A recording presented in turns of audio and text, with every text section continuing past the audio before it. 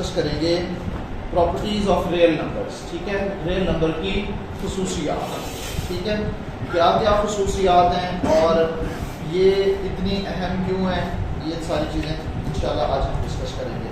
Number 1 बेटे, आपने हमेशा याद रखना है, ये प्रॉपर्टीज मैंने जैसे अभी आपको बताया है, क्योंकि इसको रिकॉर्ड नहीं हुआ, अब रिकॉर्ड दोबारा से हो जाएगा कि ये 11 प्रॉपर्टीज है ना, ये रियल नंबर्स की, 5 एडिशन के लिए और 5 मल्टीप्लिकेशन के लिए, और एक ये डिस्ट्रीब्यूटिव प्रॉपर्टी।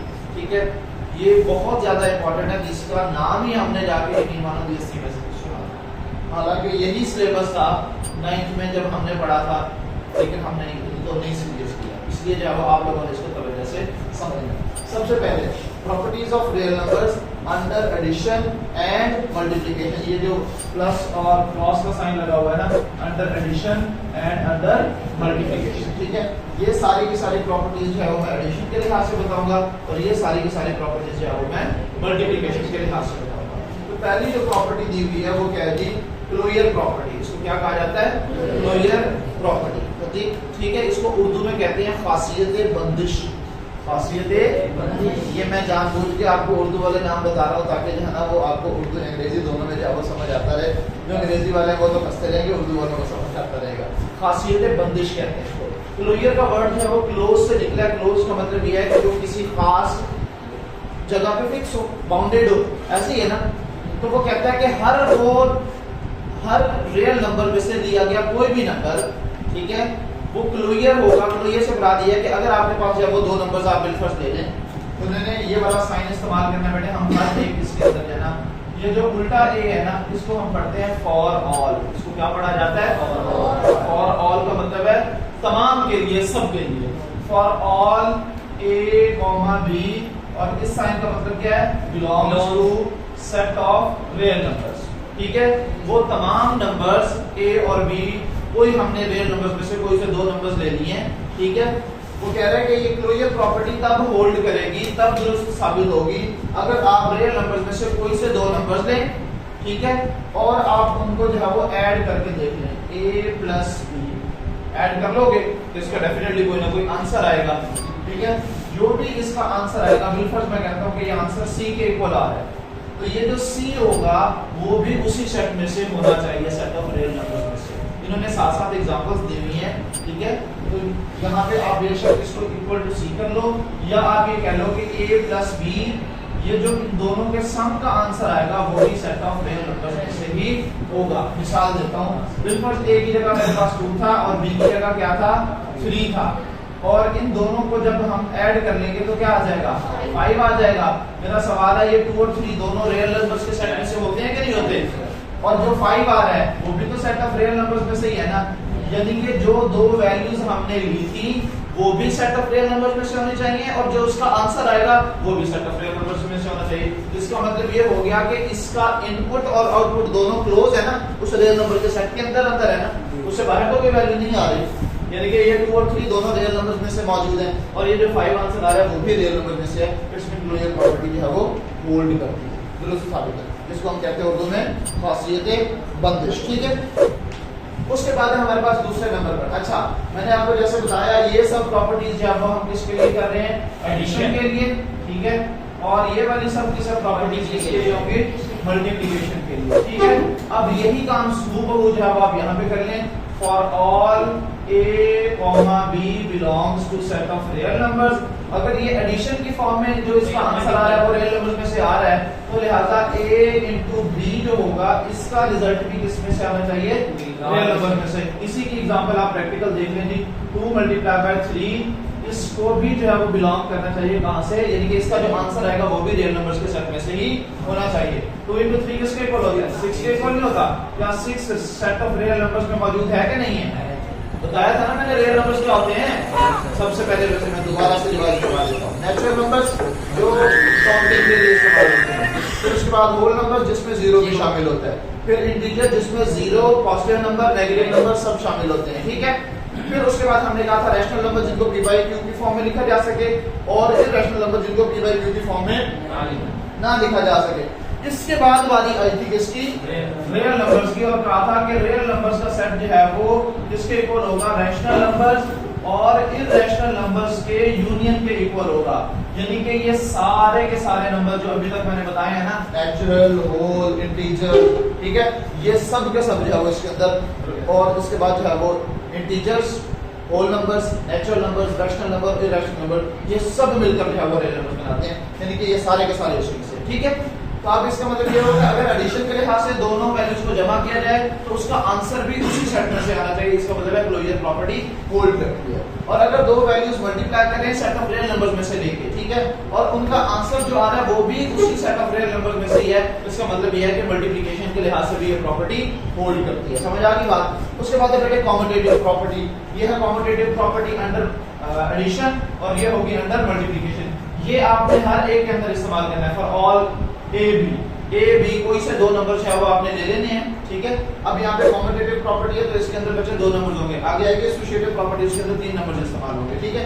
तो अगर for all a comma b belongs to set of real numbers, set of real numbers में से कोई से मैंने दो नंबर्स ले लिए, वो कहता है कि अगर आप इसको a प्लस बी करके लिखो या b प्लस a करके लिखो, आंसर सेम आएगा। कॉम्यूटेटिव प्रॉपर्टी का मतलब ये होता है आपने सिर्फ पोजीशन चेंज करनी है। इसकी क्या करनी है? इसको कहते हैं उर्दू में खासियत मुबादला। मुबादला का लफ्ज तबादला से निकला है। तबादला का क्या मतलब होता है? आप कहते हैं ना इस अफसर का यहाँ से फलाने शहर तबादला हो गया, यानी कि ट्रांसफर हो गया, ठीक है।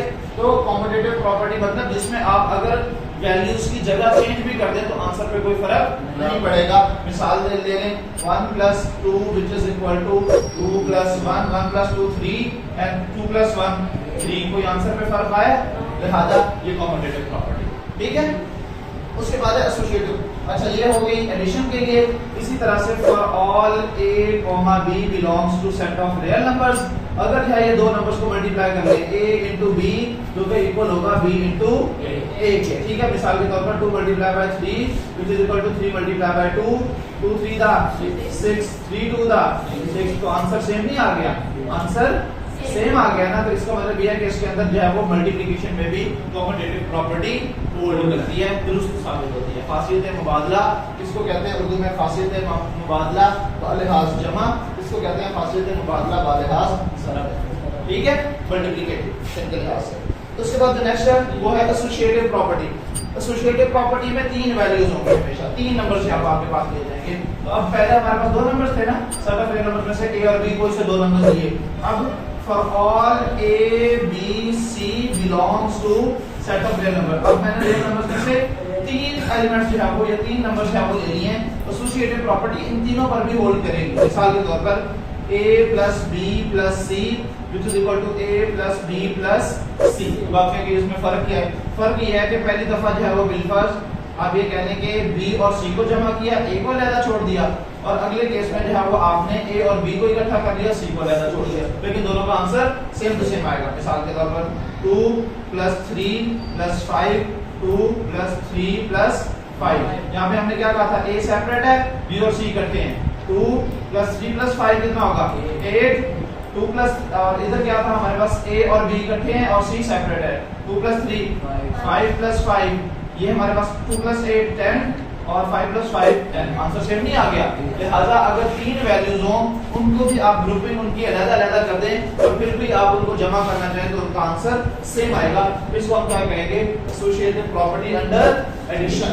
अगर हमारे पास यही तीन वैल्यूज हों और मल्टीप्लाई हो रही हों फिर भी आंसर सेम नहीं आएगा। मिसाल के तौर पर अब मैं यहाँ पे सिर्फ इसकी वैल्यू सॉल्व करूंगा, ये वाला जनरल वाला नहीं लिखा। 1 × 2 × 3 which is equal to 1 × 2 × 3। पहले इन दोनों को इकट्ठा कर लिया, अब मैंने इन दोनों को इकट्ठा कर लिया, ठीक है। 1 × 2 3 दा 6 which is equal to 2 1 दा 2 × 3 6 1 दा 6 2 3 दा 6, आंसर सेम नहीं आ गया। लिहाजा अंडर मल्टीप्लिकेशन भी और अंडर एडिशन भी एसोसिएटिव प्रॉपर्टी जो है वो क्या करती है? होल्ड करती है। ठीक हो गई बात बेटे? आगे चलते हैं जी। इसको हम कहते हैं खासियत तलाज़ुम। उर्दू में क्या कहते हैं? खासियत तलाज़ुम। एसोसिएटिव प्रॉपर्टी को क्या कहा जाता है? खासियत तलाज़ुम। अगर प्लस में है तो बालिहाज जमा, और अगर मल्टीप्लिकेशन में है तो बालिहाज ज़ालिम। ठीक है, अच्छा जी आगे नेक्स्ट जो हमारे पास प्रॉपर्टी दी हुई है उसको हम कहते हैं एडिटिव इनवर्स। एडिटिव इनवर्स, मैंने आपको inverse additive inverse of a matric जो है वो बताया था जी। अच्छा बल्कि एडिटिव आइडेंटिटी पहले रहती है। एडिटिव आइडेंटिटी मेरा आपसे पहले एक सवाल है, वो कौन सा ऐसा नंबर है जिसको किसी भी नंबर में जमा कर लो और आंसर पे कोई फर्क ना पड़े? बड़े समझदार हो भैया आप तो, हम तो होंगे हुआ करते थे उसको, हमें तो नहीं समझ आती थी। तो यानी कि कोई भी ऐसा नंबर जिसके अंदर आप 0 जमा करो तो आंसर क्या आएगा? वही आएगा ना। तो इसका मतलब ये है, आइडेंटिटी का लफ्ज़ी मतलब क्या होता है? शनाख्त को कहते हैं ना। तो वो कौन सा ऐसा नंबर है जो किसी भी नंबर के अंदर जमा हो जाए लेकिन उसकी शनाख्त चेंज ना हो, उसकी पहचान चेंज ना हो, तो वो क्या है? 0। तो एडिटिव आइडेंटिटी क्या होगा फिर? 0। किसी भी नंबर में आप 0 जो है वो ऐड कर लें और उसके आंसर पे कोई फर्क नहीं पड़ेगा। तो इसका मतलब ये है कि ये क्या है? एडिटिव आइडेंटिटी है। ये क्या है? इसको कहते हैं जमी जाती अंसर। उर्दू में क्या कहते हैं? जमी जाती अंसर।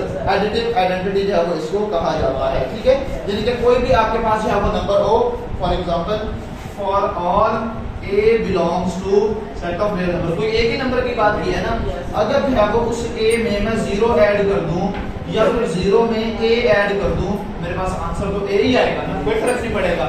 मिसाल के तौर पर 2 + 0 which is equal to 0 + 2 which is equal to 2, 0 + 2 2 2 + 0 2। तो इसका मतलब आंसर में तो कोई फर्क नहीं पड़ा। तो इसको हम क्या कहेंगे?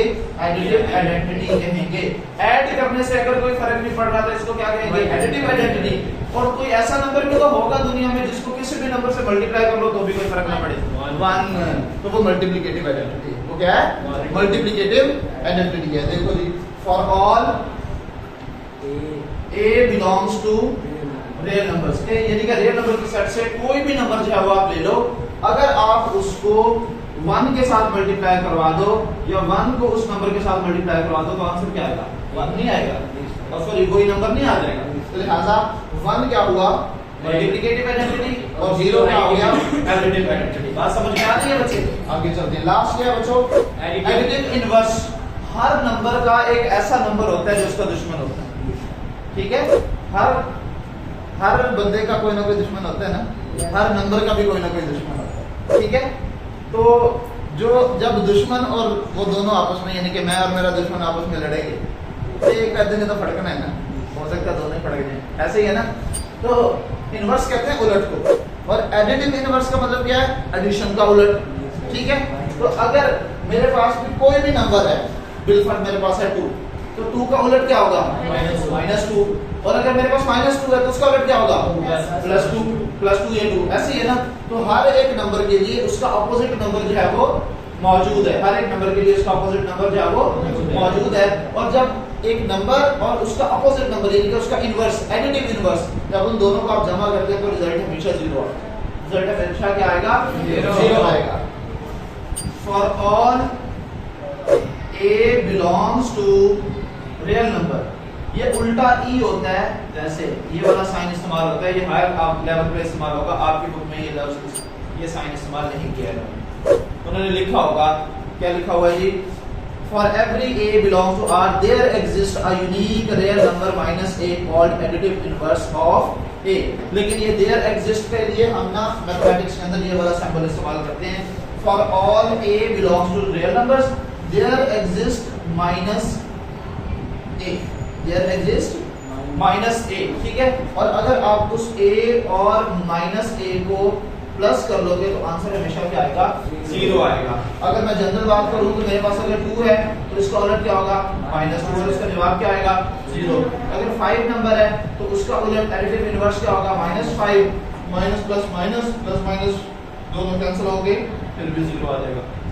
तो हर एक नंबर के लिए उसका एक उलट नंबर जो है वो सेट ऑफ रियल नंबर के अंदर एग्जिस्ट करता है। और इसकी सिंपल सी मिसाल है, इंटीजर्स पढ़े हैं, अगर 2 जो है वो 0 की राइट साइड पर आ रहा है तो -2 0 की लेफ्ट साइड पर भी तो आ रहा होता है, जो दोनों एक दूसरे के क्या होते हैं? उलट होते हैं। तो जब आप उन दोनों को जमा करते हो तो आंसर क्या आता है? 0 आता है। तो लिहाजा यहाँ पे हर एक नंबर के लिए रियल नंबर के सेट में से दुनिया का कोई भी आप नंबर ले लो तो उसका अपोजिट जो है वो कोई ना कोई मौजूद होगा।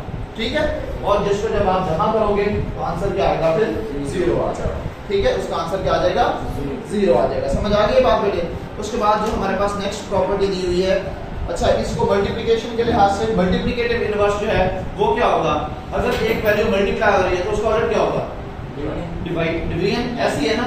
और जैसे हमारे पास एडिटिव इनवर्स का आंसर 0 आता है, इसी तरह मल्टीप्लिकेटिव इनवर्स का आंसर 1 आएगा। तो बिल्कुल वैसे ही जैसे जो है हमने यहाँ पे कहा था कि एडिटिव आइडेंटिटी में हम 0 ऐड करें तो वही नंबर आते हैं, मल्टीप्लिकेटिव आइडेंटिटी में 1 मल्टीप्लाई करें, ठीक है। तो अब यहाँ पे अगर मेरे पास एक नंबर a है तो उसका उलट भी तो एक मौजूद होगा ना। इन्होंने भी जैसे यहाँ पे सैंपल नहीं यूज किया होगा, फिर वैसे बताया होगा। एडिटिव इनवर्स हो गया और मल्टीप्लिकेटिव इनवर्स में जो है वो इन्होंने फिर वही, there exist a unique number, unique real number 1 divided by, वैसे वो आना चाहिए multiplicative inverse, sorry. For every non-zero real number, there exists a unique real number a power minus 1 or 1 over a called multiplicative inverse of a such that a और 1 over a को या a power minus 1 को जब आप multiply करोगे तो answer क्या आएगा आपके पास, 1 आएगा, ठीक है। मिसाल के तौर पर आपके पास जो है वो एक नंबर a है, ठीक है, तो उसका एक अपोजिट, उसका मल्टीप्लिकेटिव इनवर्स जो है वो एक मौजूद होगा, क्योंकि क्या होगा 1 over a, या इस 1 over a को आप a पावर माइनस 1 भी तो लिख सकते हैं ना, जब बड़े के ऊपर जाएगा। तो अगर आप a और 1 over a को मल्टीप्लाई करो या a इनवर्स को मल्टीप्लाई करो तो आंसर हमेशा क्या आएगा, मिसाल के तौर पर ये देखिएगा, ये a multiply by 1 over a, ये दोनों कैंसिल आउट होके क्या बच गया, ये 1 बचा है ना, तो ये 1 हमारे पास आ गया। इसी तरह अब यहाँ पे देखो कोई नंबर ले लेते हैं 2 और इसको मल्टीप्लाई करते हैं इसके मल्टीप्लिकेटिव इनवर्स यानी कि 1 over 2 के साथ, तो ये कैंसिल आउट होके क्या बच गया, ठीक है। कोई भी आप नंबर ले लें 5 और इसका multiplicative inverse 1 over 5, cancel out होके क्या बच गया, +1, ठीक है। तो किसी भी नंबर को और उसके मल्टीप्लिकेटिव इनवर्स को जब आपस में मल्टीप्लाई करवाते हैं तो आंसर क्या आता है, हमेशा 1 आता है। यहाँ तक क्लियर होगी बात बच्चे। अच्छा, लास्ट में रह गई है डिस्ट्रीब्यूटिव प्रॉपर्टी। अब ये दो तरह की जो है वो डिस्ट्रीब्यूटिव प्रॉपर्टीज हैं, एक है लेफ्ट डिस्ट्रीब्यूटिव प्रॉपर्टी और एक है राइट डिस्ट्रीब्यूटिव प्रॉपर्टी। और ये आपके बहुत सारे क्वेश्चन जो है वो ऐसे अगले चैप्टर्स के अंदर जो है वो आएंगे। यार बिलफर्स आपके पास जो है वो 3 नंबर्स हैं, कितने नंबर्स हैं, 3 नंबर्स हैं। कौन कौन से जी, फॉर ऑल a b और c। अब मैं यहाँ पे क्या कह रहा हूँ, लेफ्ट डिस्ट्रीब्यूटिव प्रॉपर्टी। अगर इस तरह से हो कि a और b प्लस c, यानी कि a बाहर मल्टीप्लाई हो रहा है, b और c जो है वो अंदर क्या हो रहे हैं, ऐड हो रहे हैं, ठीक है। तो जब मैं इसको सॉल्व करूंगा तो ये किसके इक्वल आएगा, अब अंदर हर एक वैल्यू के साथ आप a को मल्टीप्लाई कर दो तो ये हमारे पास a भी बन जाएगा, दरमियान में प्लस है तो प्लस रहेगा और ये ac बन जाएगा, ऐसे ही है। तो अब इसको हम क्या कहते हैं, लेफ्ट डिस्ट्रीब्यूटिव प्रॉपर्टी। LDP का मतलब क्या लिखा हुआ मैंने, लेफ्ट डिस्ट्रीब्यूटिव प्रॉपर्टी। और अगर यही a जो है वो राइट साइड पर आ जाएगा तो इसको हम कहेंगे राइट डिस्ट्रीब्यूटिव प्रॉपर्टी। क्या कहेंगे, राइट डिस्ट्रीब्यूटिव प्रॉपर्टी। समझ आ रही है बात बच्चे। और ये प्लस के लिए भी हो सकती है, माइनस के लिए भी हो सकती है। अगर दरमियान में यहाँ पे प्लस ना होता बल्कि क्या होता, माइनस होता, तो यहाँ पे दरमियान में माइनस आ जाता, ठीक है। अगर अब मैं इसकी राइट डिस्ट्रीब्यूटिव प्रॉपर्टी लिखूं तो बिल्कुल जो है वो मेरे पास a प्लस b जो है ये ऐड हो रहे थे और c बाहर जो है वो मल्टीप्लाई हो रहा था। तो अब ये राइट साइड पर है ना एक नंबर, तो मैं इसको अगर अंदर मल्टीप्लाई करूं तो ये ca हो जाएगा और प्लस cb हो जाएगा। अगर दरमियान में प्लस है तो प्लस आ जाएगा, माइनस है तो माइनस आ जाएगा। तो इसको हम क्या कहते हैं, राइट डिस्ट्रीब्यूटिव प्रॉपर्टी, यानी कि जो बाहर नंबर होगा वो अंदर डिस्ट्रीब्यूट हो जाएगा हर एक वैल्यू के साथ।